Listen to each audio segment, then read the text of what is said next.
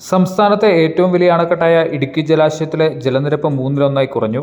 Idukki live വാർത്തകൾ നിങ്ങൾക്കായി അവതരിപ്പിക്കുന്നത് presented by Santa Monica study abroad. പഠിക്കാമിനി അതിരുകളില്ലാതെ. അണക്കെട്ടിൽ ഇപ്പോൾ അവശേഷിക്കുന്നത് 2335.78 അടി വെള്ളമാണ്. ഇത് സംഭരണശേഷിയുടെ 34%.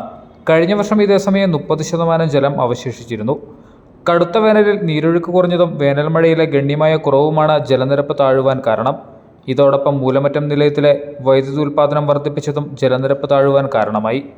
വേനൽ ചൂടും കനത്ത ചൂടുകാറ്റും മൂലം ജലം ബാഷ്പീകരിച്ച് നീരാവിയായി പോകുന്നതിൻ്റെ തോതും കൂടുതലാണ്.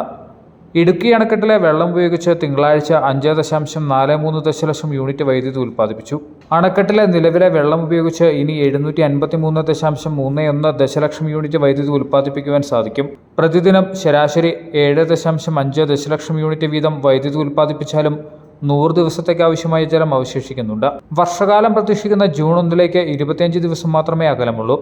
അതുകൊണ്ട് തന്നെ നിലവിലെ താഴ്ന്ന ജലനിരപ്പ് വൈദ്യുതി പ്രതിസന്ധിക്ക് കാരണമാകില്ല.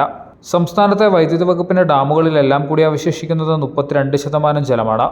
ഇതുപയോഗിച്ച് 1329.64 ദശലക്ഷം യൂണിറ്റ് വൈദ്യുതി ഉൽപ്പാദിപ്പിക്കുവാൻ കഴിയും. കനത്ത ചൂട് തുടരുന്നതിനാൽ വൈദ്യുതി ഉപഭോഗം പരമാവധിയിലാണ്. 103.28 ദശലക്ഷം യൂണിറ്റാണ് ഇന്നലത്തെ മൊത്ത വൈദ്യുതി ഉപയോഗം. ഇതിൽ 87.1 ദശലക്ഷം യൂണിറ്റ് വൈദ്യുതിയും പുറം സംസ്ഥാനങ്ങളിൽ നിന്ന് വാങ്ങിയതാണ്. 16.17 ദശലക്ഷം യൂണിറ്റ് മാത്രമാണ് ആഭ്യന്തര വൈദ്യുതി ഉൽപ്പാദനം. ഞായറാഴ്ച രാവിലെ 8 മുതൽ തിങ്കളാഴ്ച 8 വരെയുള്ള ഉപയോഗ കണക്കാണിത്. Idukki live news, Kattappana. Idukki live വാർത്തകൾ നിങ്ങൾക്കായി അവതരിപ്പിച്ചത്